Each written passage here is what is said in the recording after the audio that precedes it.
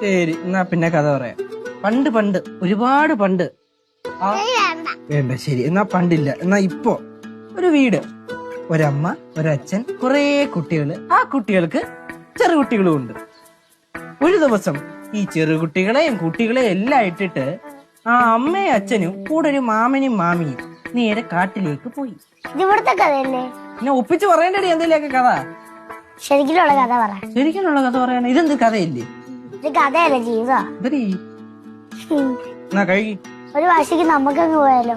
എങ്ങോട്ട് പോവാൻ? കൂടിപ്പോയാ പടവലം വരെ നമ്മള് പോവും.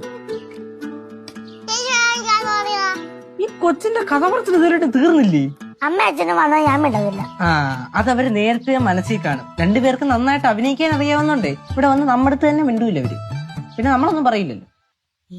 എന്നാലും അച്ഛനും അമ്മയും നമ്മളെ വിളിക്കാതെ ടൂറിന് പോയല്ലോ. അച്ഛന്റെ കാര്യം നിനക്ക് അറിയാമല്ലോടി. അച്ഛൻ മിക്കവാറും എപ്പോഴും ടൂറിൽ തന്നെയല്ലേ. പക്ഷെ അമ്മയുടെ കാര്യമാണ് കഷ്ടം.